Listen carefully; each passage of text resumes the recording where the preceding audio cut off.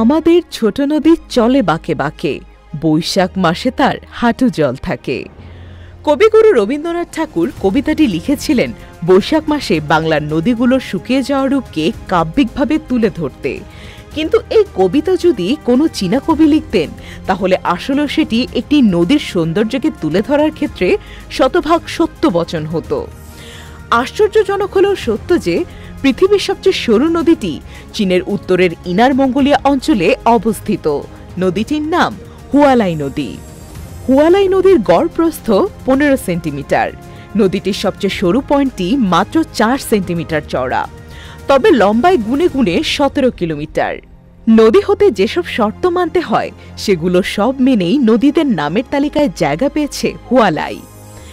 এক লাফে পার হওয়া যায় বলে এটাকে খাটো করে দেখার কোনো সুযোগই নেই, কারণ চীনা বিশেষজ্ঞদের মতে 10,000 বছর ধরে হুয়ালাইতে পানির প্রবাহ একই রকম আছে।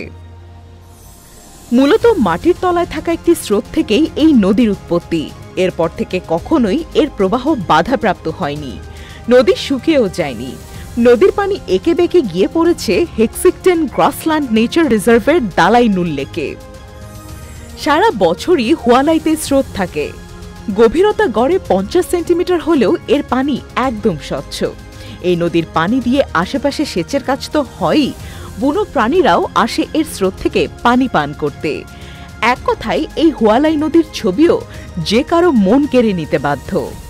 শীত প্রায় শেষ, গ্রীষ্ম আসবে আসবে করছে। এখনই বিভিন্ন স্থান থেকে নদ নদী ও খালবিলের পানি শুকিয়ে পড়ার তথ্য পাওয়া যাচ্ছে। শুধু পানি কমেছে তা নয়, সেই সঙ্গে তলদেশ ফেটে চৌচির হতে শুরু করেছে।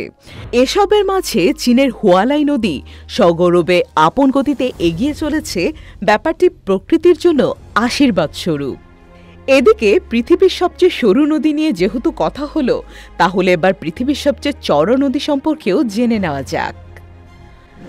আমাজন হল পৃথিবীর সবচেয়ে চওড়া নদী। যখন গরমকালে নদীর পানি কমে যায়, তখনও আমাজনের অনেক এলাকা চওড়ায় প্রায় 11 কিলোমিটার পানির নিচে থাকে।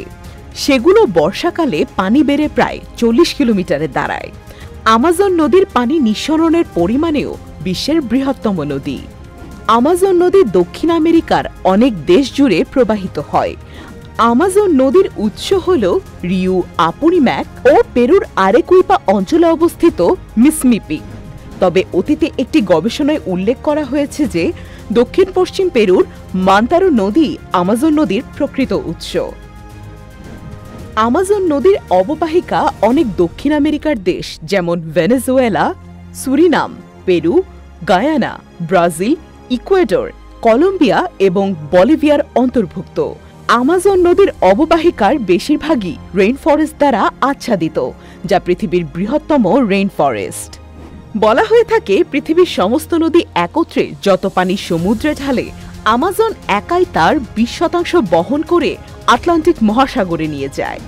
আমাজন নদীর পানি নিষ্কাশনের পরিমাণ হল আমাজনের পর যে 7টি বৃহত্তম স্বাধীন নদী রয়েছে সেগুলোর পানি মিলিত পরিমাণের চেয়েও বেশি। তাই বলেই এই নদী পৃথিবীর সবচেয়ে চওড়া ও বৃহত্তম নদীর তকমা পেয়েছে।